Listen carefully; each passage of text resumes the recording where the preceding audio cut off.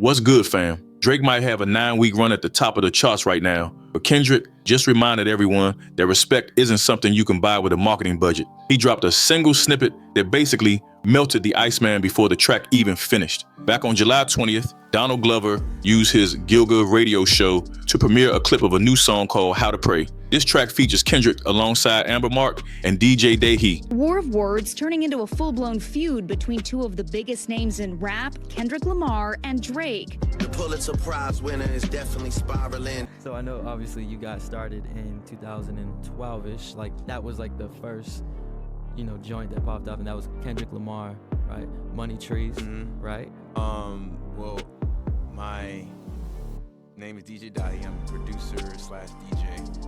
I'm originally from Inglewood, California. The full version arrives on August 28 when DJ Dahi drops his debut album titled Black Boy Alternative. Kendrick stays moving in total silence until he decides to throw a 30-second grenade that completely changes the conversation for the rest of the summer. The lyrics in this clip focus on things like reciprocation and calling out to God, which shows how much he has shifted his mental energy away from the hostile beef we saw earlier this year. While Drake is out here trying to flood every streaming platform with every old demo he can find, Kendrick is moving into a spiritual and soulful lane that makes the boy look like he is stuck in the past. Would you do Bitch I'm in the Club? Would you record something like that now? Probably not. This move into a more grounded space is honestly genius because it really highlights the huge maturity gap between these two artists. Kendrick is clearly looking upward and building a legacy that goes way beyond the charts, but Drake is still using his triple album to take petty shots at anyone who looked at him the wrong way. It is a wild contrast between actual artistic growth and someone desperately trying to stay relevant by using the same old tricks. That snippet has more soul and cultural weight than the entire Iceman project because Kendrick knows you cannot manufacture a real moment just by having a high song count. He is showing the world that he has already moved on to higher ground, and that is the ultimate power move because it leaves his rivals shouting into an empty void.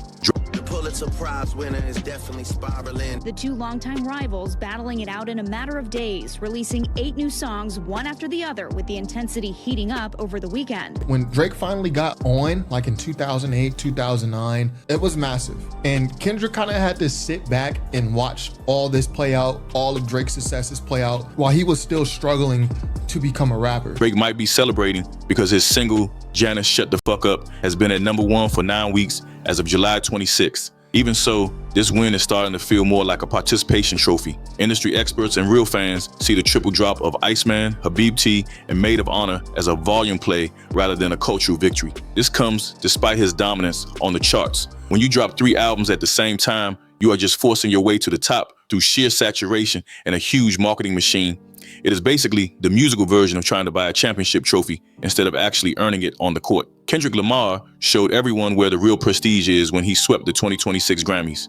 And I think Drake is jealous of Kendrick because I think Drake is jealous of the respect that Kendrick receives in the hip hop community. And I think Drake looks at it like this: without Kendrick, there is no equal. The album, GNX won Best Rap Album, and his song, Luther took home Record of the Year. Kendrick owns the respect and the critical acclaim, while it feels like Drake is just leasing the charts with a bot farm and a huge budget from his label. The lyrics on the Iceman project, where Drake goes after Mustard and YG, are being seen as a sign of a bruised ego rather than actual competitive spirit. It is honestly a little sad to see a global superstar still trying to bully people in his own city after losing the most important battle of his entire career. Kendrick is winning the highest honors in music and getting ready for a jazz session. Meanwhile, Drake stays stuck in a loop of bitterness that no number of hits can fix. The cultural tide has shifted toward artists who actually have something to say, and right now Kendrick is the only one speaking the language that people want to hear. When it comes to street cred,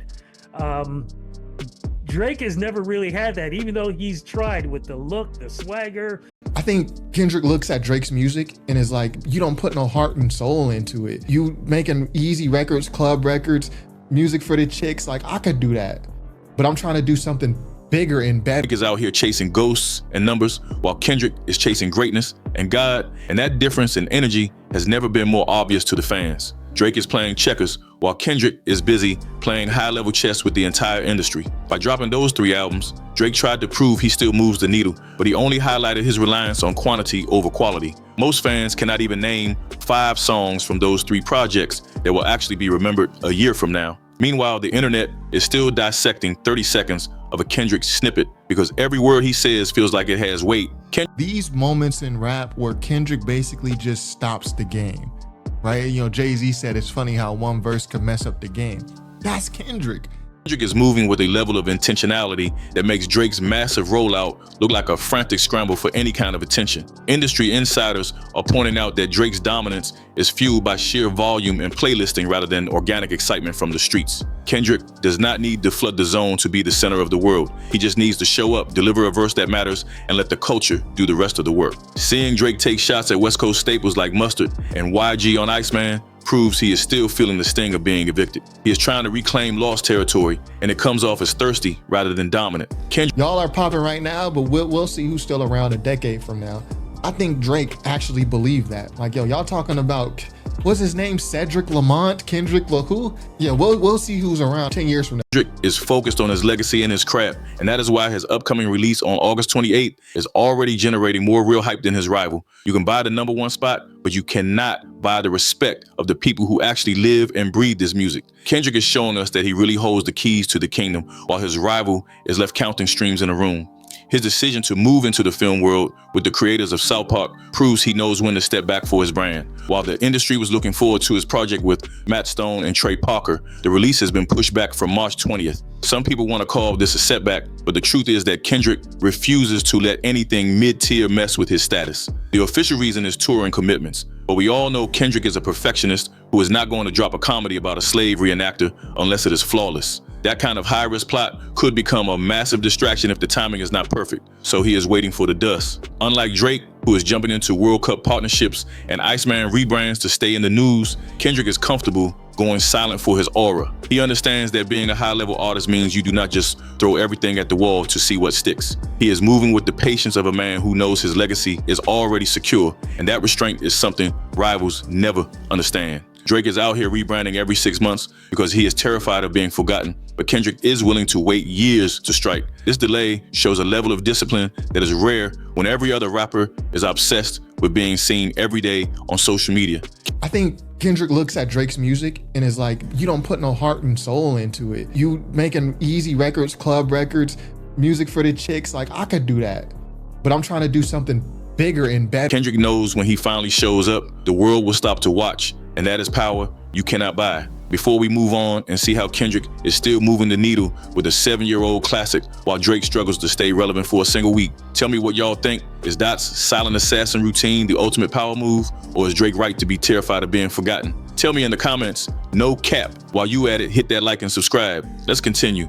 The gap between these two is clear when you see Kendrick honoring his past while Drake struggles to force a future. On July 27th, Long Beach is hosting a special listening session for the album Damn, featuring live jazz from the Don Brown Collective. That project is almost 10 years old, yet it still carries enough weight to pull a massive crowd for a jazz remix in his home city. Drake is out here dumping 3 albums in a single night just to stay relevant for a week, but Kendrick revisits a 7-year-old classic and moves the needle. One man is building monuments meant to last forever, while the other is just stacking sandcastles before the next tide comes in to wash them away. Kendrick's dominance shows up in the numbers that actually matter for global impact, like his Super Bowl record of 133 million viewers. Even with the massive hype around Bad Bunny in 2026, his 128 million viewers could not touch that record. Fans are already ignoring Drake's Iceman tour to talk about the rumored GNX World Tour because Kendrick's shows feel like a spiritual experience. He is getting ready to end the year with a stadium run that will likely change the standard for what a hip-hop tour should be. So I know obviously you got started in 2012-ish, like that was like the first, joint that popped up, and that was Kendrick Lamar, right? Money Trees, right? Kendrick is playing for a much bigger prize than a 9-week run on a chart that most people think is rigged anyway. The mental games Kendrick is playing right now are top tier, and he is letting Drake flood the streets with mid-projects that nobody will care about in 6 months. Then he pops up with a 30-second snippet that has more soul than everything Drake put out all year. It is about the quality of the impact and the message rather than how many times you upload or how loud you scream for attention. Kendrick knows that silence is the best weapon against an artist who is starving for validation every single day. Drake can keep his participation trophies, but the streets know who is actually leading the culture and setting the real trends. Kendrick is moving into a jazz-fueled spiritual lane that feels timeless, but Drake is stuck trying to recapture a youth that is clearly slipping away. This is how you manage a career without losing your soul to a corporate machine that demands constant content. comes to street cred,